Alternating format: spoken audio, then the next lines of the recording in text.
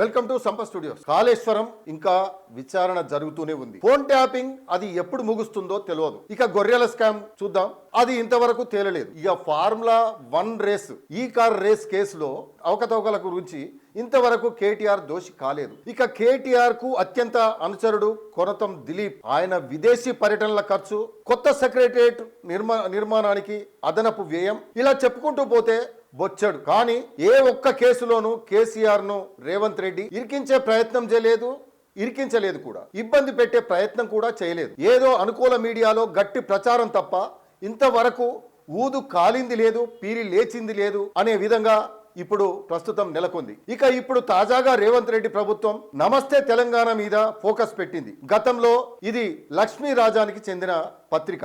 అధికారంలోకి వచ్చిన తర్వాత కేసీఆర్ దీనిని సొంతం చేసుకున్నాడు. తెలంగాణ ఉద్యమ సమయంలో రాజ్ న్యూస్ అప్పటి టిఆర్ఎస్ గొంతుకగా ఉండేది. ఇది తెలంగాణ భవన్ కేంద్రంగా చాలా రోజుల పాటు కార్యకలాపాలు సాగించింది. అధికారంలో ఉన్నన్ని రోజులు Namaste Telangana, T News, Telangana Today పేపర్లకు విపరీతంగా ప్రభుత్వ ప్రకటనలు వచ్చేవి.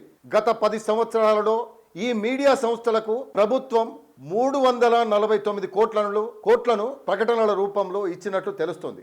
ఇప్పుడు ఈ విషయాన్ని విజిలెన్స్ అధికారుల బృందం ప్రాథమికంగా గుర్తించింది. దీనికి సంబంధించిన దర్యాప్తుని కూడా మొదలుపెట్టింది. ఇక ఇదే విషయంపై సమాచార శాఖ మంత్రిగా ఉన్న పొంగులేటి శ్రీనివాసరెడ్డి ఓపెన్ గా ఆయన విమర్శలు చేశారు. పత్రికలకు సర్క్యులేషన్ ఛానల్స్ కు రేటింగ్ ఆధారంగా టారిఫ్ ఇస్తారు. గులాబీ పార్టీ తెలంగాణ రాష్ట్రాన్ని పరిపాలిస్తున్న సమయంలో సొంత మీడియా కోట్ చేసిన ధరలకే సమాచార శాఖ అధికారులు ఓకే చెప్పారని ఇటీవల పొంగులేటి ఆరోపించారు.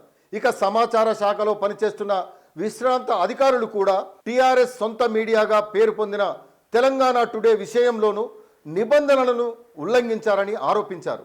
నిబంధన ప్రకారం ఒక పత్రిక 18 నెలల పాటు నిరంతరాయంగా పబ్లిష్ అవ్వాలి. ఆ తర్వాత ఇంకా గవర్నమెంట్ యాడ్స్ జారీకి ఎంపానల్లో చోటు దక్కించుకోవాలి. ఆ తర్వాతే దానికి ప్రకటనలు ఇవ్వాలి. కానీ తెలంగాణ టుడే ఏర్పాటైన 3 నెలలకే ఆ పత్రికకు ప్రకటనలు ఇవ్వాలని ఉత్తర్వులు జారీ అయ్యాయని ప్రభుత్వ పెద్దలు చెప్తున్నారు.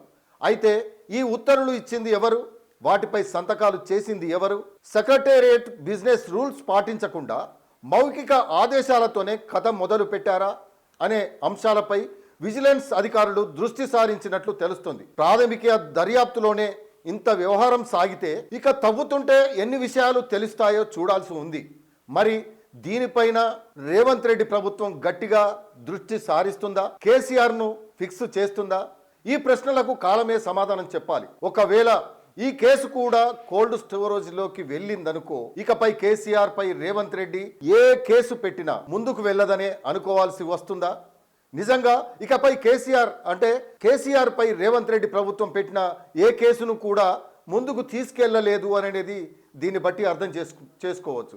కానీ ఇప్పటికైనా రేవంత్ రెడ్డి అటు కాళేశ్వరం ప్రాజెక్టు కావచ్చు, ఇటు విద్యుత్ కొనుగోళ్లకు సంబంధించిన అంశం కావచ్చు, ఫోన్ ట్యాపింగ్ వ్యవహారం కావచ్చు, ఔటర్ రింగ్ రోడ్డు వ్యవహారం కావచ్చు, అంటే అధికారంలోకి వచ్చినాక దూకుడుగా ప్రవర్తించిన రేవంత్ రెడ్డి ఈ కేసుల పట్ల ఎందుకు ముందుకు తీసుకెళ్లట్లేదు అనేది ప్రజల్లో చాలా అనుమానాలు వ్యక్తమవుతున్నాయి.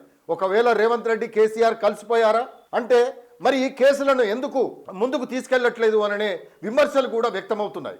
పలు ఆరోపణలు కూడా వస్తున్నాయి. మరి కేసీఆర్ రేవంత్ రెడ్డిని ఎంతకు బేరం కుదుర్చుకున్నాడనే ఆరోపణలు కూడా వస్తున్న నేపథ్యం ఉంది. కానీ ఈ కేసులను ఎందుకు తాత్సారం చేస్తున్నారు? మరి ఇప్పుడు నమస్తే తెలంగాణ పత్రిక పైన కానీ, టీ న్యూస్ పైన కానీ, తెలంగాణ టుడే పేపర్ పైన కానీ ఆ కేసులు ముందుకు తీసుకెళ్తాడా? మరి కేసీఆర్ ను ఫిక్స్ చేస్తారా? మనం వేచి చూద్దాం.